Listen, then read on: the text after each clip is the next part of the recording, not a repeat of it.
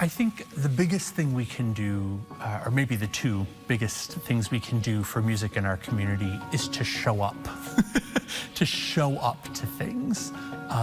Whether that's a symphony concert or an indie band playing at one of the local places, or whether it's a big name performing artist, showing up to those events and being present in community with other people both encourages the people who are making the music that what they're doing matters and they create more of it in town, but also helps build that sense of community around music. I'm not having this experience isolated in my living room with headphones. I'm having this experience with someone else. I'm having this experience with a whole community of people, right?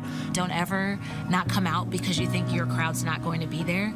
Trust me, I have lived it, I have walked it, and I've been in a room where I'm like, these are my people, right? I'm surrounded by all different types of people, but there's a sense of community. So come out and support the music that we have here that's available for you to consume and experience. Maybe 3 or 4 years ago, one of my former students who lives in Tennessee, her and her indie rock band came and played somewhere in Rock Island, and I went to see them.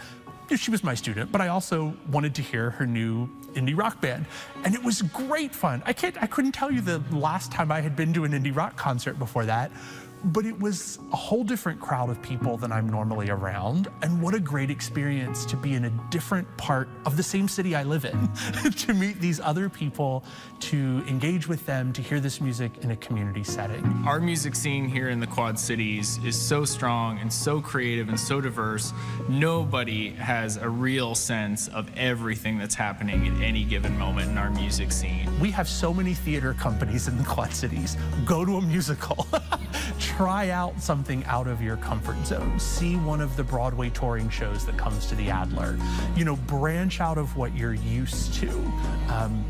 We as Americans, we should express through appreciation of things that people are trying to do. It ain't all about money all the time. It's just people just want to be felt needed, or that their talent is not being wasted for numbness. You know what I'm saying? They want to be just heard, and if people just come out and enjoy just that. There are people, you know, behind, you know, the creative things that you see. And that's something that not only needs to be celebrated, but it's something that we need to continue to support and rally around if we want to continue to grow our music scene in the Quad Cities, and I think it's something that we just need to do. I think it's really important that we have Common Chord in this community, and for it to exist, we have to have people that support it. It's a nonprofit, and we really, really need it. It's making a tremendous difference in all ages, in all throughout the community. Whether you want to learn to play music, whether you want to just listen to unique music that you might hear here that you're not going to hear anyplace else. I think studying music needs to be viewed both from the people who are taking the lessons and from whoever's supporting that, parents, school districts, organizations. This is really about enjoyment and connection. We are not all going to be professionals at this, you know. The vast majority of people who study an instrument aren't going to earn their living playing that instrument, or if they're studying voice, singing. But understand, it's what you're expressing yourself, that's what should make you happy. Not the money, not the end of it. It's just being able to express what you're feeling at the time. When I was living in Germany, most of the little towns in East Germany where I was living had conservatories, not for kids preparing for college, but for adults taking music lessons and singing in choirs and playing in orchestras for their own betterment and enjoyment and community connection. And it was a remarkable thing to me. I was like 25 and going, you mean you're taking lessons for fun? I'd been in college for years, and that was so eye-opening to me. And I think we have to start that when people are first beginning, whether they're beginning at 5 or whether they're beginning in high school or as an adult, that this is not about an end product. This is about a growth of yourself. This is about a growth in community. This is about the ability to make something that makes you feel and makes other people feel in a certain way. We really wanted to attract young people to the downtown area, And we want to make downtown Davenport more relevant to the quality of life of everyone who lives in the Quad Cities. And I think that the River Music Experience and now Common Chord has succeeded in doing that. If you look at how many young people live in downtown Davenport, this is their neighborhood. That was not the case back in the early 2000s. So attractions like the RME have really led the charge, and the result speaks for itself. You have a very vibrant downtown.